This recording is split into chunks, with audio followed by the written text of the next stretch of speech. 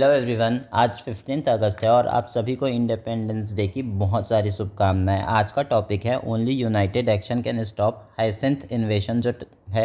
सबसे पहले समझते हैं कि ये इन्वेसिव स्पीसीज़ होते क्या हैं। तो ये एक तरीके का हाइसिंथ है ना, वो भी इन्वेसिव स्पीसीज़ है। इन्वेसिव स्पीसीज़ यानी ऐसे स्पीसीज़ जो बाहर से आए हुए होते हैं और at the same time natural जो वहाँ पे स्पीसीज़ हैं उनको परेशान करते हैं, उनको ख़राब करते हैं, उसको इन्वेसिव स्पीसीज़ कहते हैं। ठीक है।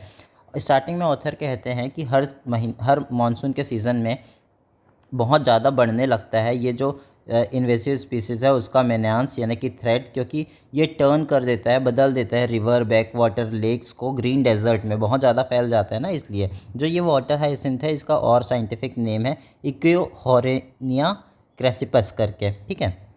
ये जो इनॉक्वस लुकिंग होता है, मतलब कि ऐसा नहीं दिखता कि ये हार्मफुल होगा किसी के लिए, लेकिन एक्चुअल में ये बहुत हार्मफुल होता है। मैं इसका फ़ोटो डाल दूंगा, देख लेना। ठीक है।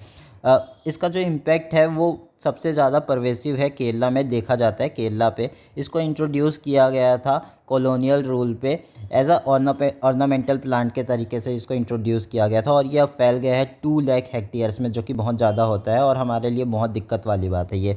अब इसको अगर संभालना है, क्राइसिस इन केरला के बारे में बात करते हैं कि जो पैडी कल्टीवेशन होता है कुटान रीजन केरला पे, वहाँ पे उस जगह को कुटान रीजन को राइस बाउल भी कहा जाता है। वहाँ पे ये जो वाटर हाइसिंथ है वो ब्लॉक कर देता है इरिगेशन चैनल वगैरह और इम्पेड कर देता है जो वाटर फ्लो है, यानी कि रोक लगा देता है। इम्पेड यानी कि चोक कर देता है फील्ड्स वगैरह को, और इसके कारण बहुत ज़्यादा कॉस्ट लगता है और एफर्ट्स भी चले जाता है कि सस्टेन्ड एग्रीकल्चर होगा या फिर नहीं।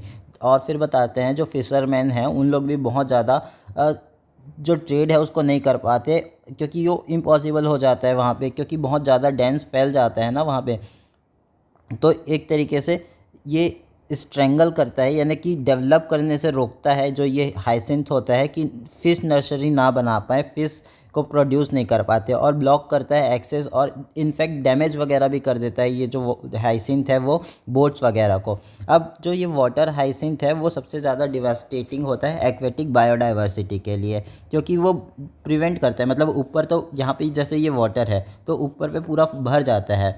ठीक है। तो उसके कारण ना सनलाइट और ऑक्सीजन नहीं बन पाता, सनलाइट नहीं आता तो ऑक्सीजन नहीं बन पाता वाटर सरफेस के अंदर। उसके कारण जो बाकी जो लिविंग बीइंग है ना वो सफोकेट करते हैं उनको, क्योंकि ऑक्सीजन मिल नहीं रहा है।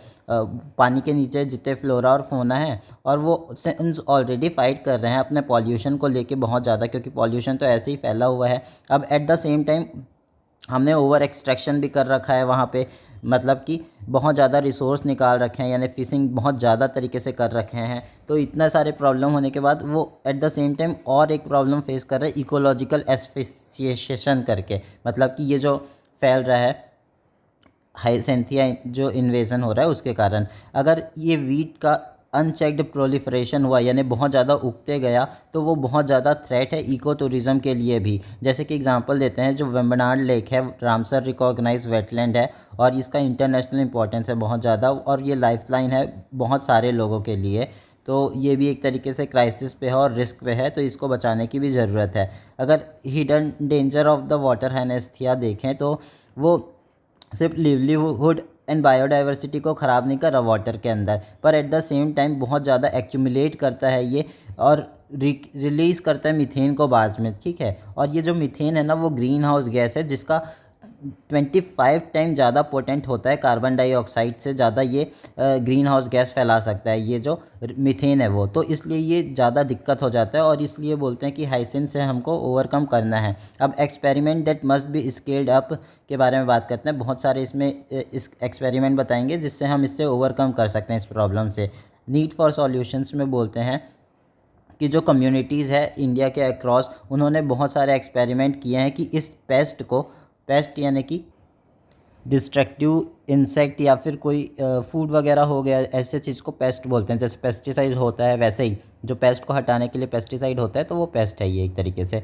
उसको हम रिसोर्स में बदलना चाहते हैं। तो कुछ एग्जांपल देते हैं उसके अंदर कि ओडिशा ने imaginative women's self help group जो था उसने स्किलफुली वेव किया था वाटर हाइसिंथ को हैंडीक्राफ्ट बास्केट वगैरह बनाया था, उसका फर्नीचर बनाया था। असम और वेस्ट बंगाल का एग्जांपल देते हैं कि उन्होंने ट्रांसफॉर्म किया था इसी वाटर हाइसिंथ को पेपर और बायोगैस प्रोडक्शन के लिए यूज़ करने लगे थे। और ये एक्सपेरिमेंट जो है बहुत ज़्यादा प्रॉमिसिंग है, लेकिन ये आइसोलेट रहे हैं, ज़्यादा इसका स्कोप बढ़ा नहीं है और स्केल भी ज़्यादा उस पर यूज़ करके नहीं देखा गया है। अभी क्या ज़रूरी है हमारे लिए इस पॉलिसी सपोर्ट, क्योंकि पॉलिसी सपोर्ट नहीं है, इसके लिए इसका स्कोप और स्केल पे हम ज़्यादा ध्यान नहीं दे पाए हैं, क्योंकि फाइनेंशियल इंसेंटिव्स इतना इन लोगों को मिलता नहीं है। अब इतना सारा क्रिएटिविटी हो रखे हैं ग्रास रूट में, उसके बाद भी जो जो मिसिंग कोऑर्डिनेट पॉलिसी थ्रस्ट है, मतलब कि धक्का जो देना चाहिए कोऑर्डिनेट पॉलिसी के लिए, थ्रस्ट यानी कि धक्का वगैरह समझ लो, जैसे थ्रस्ट लगता है ना रॉकेट इंजन में, वैसे ही थ्रस्ट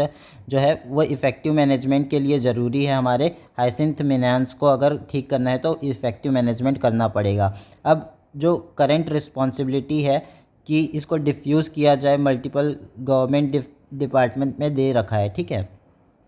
अलग अलग डिपार्टमेंट जैसे कि एग्रीकल्चर, फिशरीज़, एनवायरमेंटल, इरिगेशन, वो सब पे इसको डिफ्यूज़ किया गया है कि आप लोग इसको संभालोगे, ये आपकी रिस्पॉन्सिबिलिटी है इसको संभालने की, ठीक है।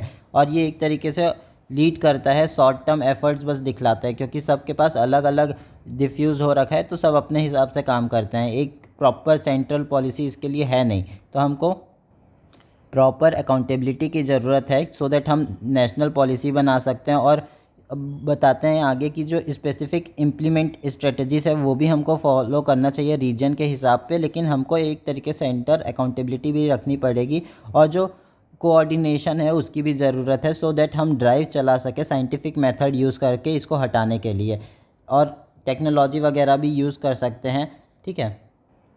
एट द सेम टाइम हमको रिसर्च करना है, वाइबल प्रोडक्ट बना सके इस चीज़ का, वो भी ज़रूरी है। और बोलते हैं कि जो सॉल्व करने का ये है वाटर हाइसिंथ क्राइसिस, वो बहुत बड़ा टास्क है, मेमोथ यानी कि बहुत बड़ा टास्क है।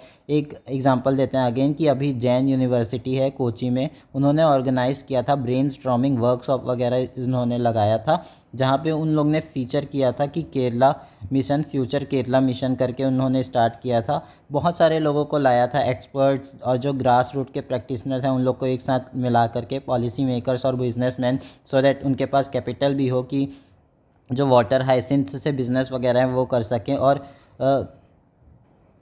जो ये वाटर हाइसिंथ है उसको एक तरीके से सस्टेनेबल लिवलीहुड्स में यूज़ कर सके।